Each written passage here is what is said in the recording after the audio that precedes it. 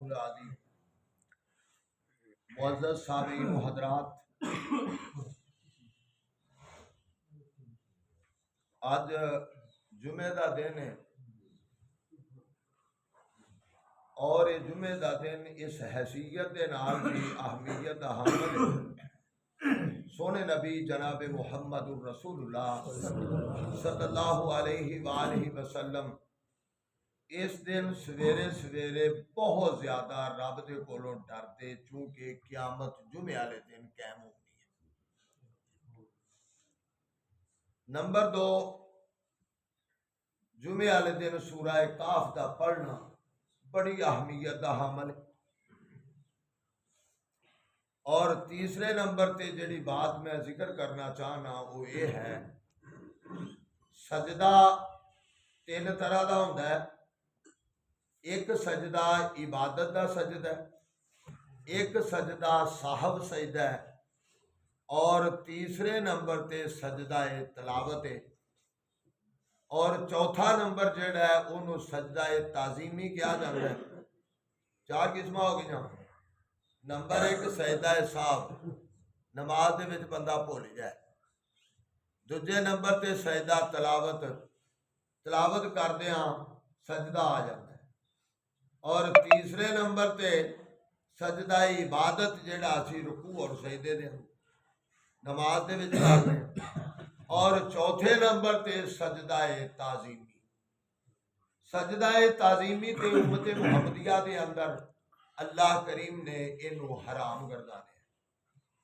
یوسف علیہ السلام نو بھراواں نے سجدہ کیتا سی، لیکن او دلیل انہاں دے واسطے سی ساڈے اتے جڑی شریعت ہے آخر و زمان پیغمبر علیہ السلام دی، کیونکہ پہلیاں شریعتاں دے اندر بہن دے نال بہن دا نکاح، بہن دا بھرا دے نال نکاح، دوجے نمبر تے رب دے گھر تو علاوہ کتے سجدہ کرن دی اجازت نہیں سی، اور یہ شریعتاں پہلیاں سی۔ نبی علیہ السلام دا ایک صحابی ہیرا دے علاقے دے اندر گئے یا شام دے علاقے دے اندر تے جدو واپس آئے تے سونے نبی صلی اللہ علیہ وسلم نو انہاں سجدہ کیتا۔ آقا نے فرمایا ہے کیوں کیتا ہی؟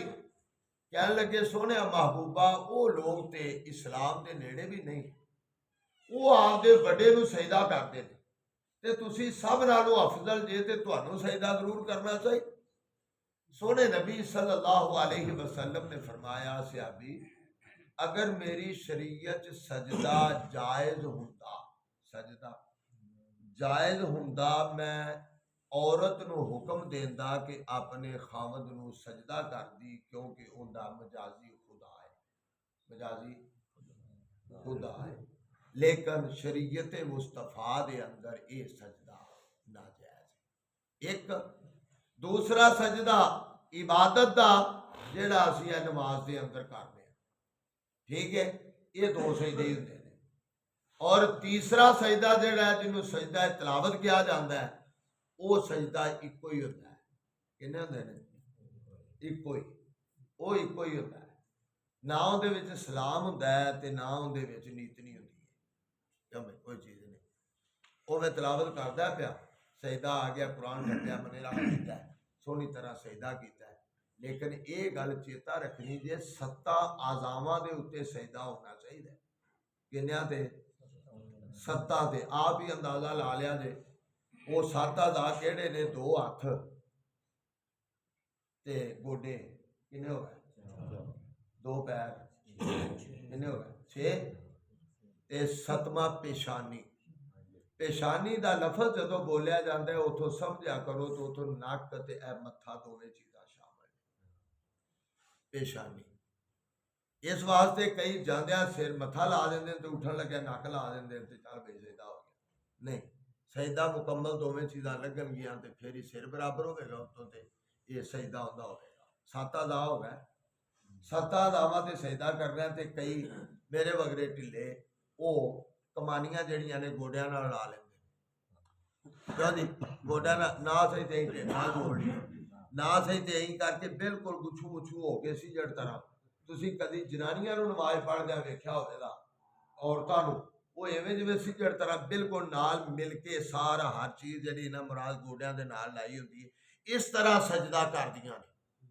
ਠੀਕ ਹੈ, ਇਸ ਤਰ੍ਹਾਂ ਸਜਦਾ ਸਹੀ ਨਹੀਂ। ਸਜਦਾ ਮਰਦ ਔਰ ਔਰਤ ਦੀ ਨਮਾਜ਼ ਇੱਕੋ ਜਿਹੀ ਹੈ। ਅਦਾਇਗੀ ਦੇ ਅੰਦਰ ਇਹ ਜੁਮਲਾ ਚੇਤਾ ਰੱਖ ਲਓ, ਅਦਾਇਗੀ ਦੇ ਅੰਦਰ ਮਰਦ ਔਰ ਔਰਤ ਦੀ ਨਮਾਜ਼ ਦੇ ਅੰਦਰ ਕੋਈ ਫਰਕ ਨਹੀਂ।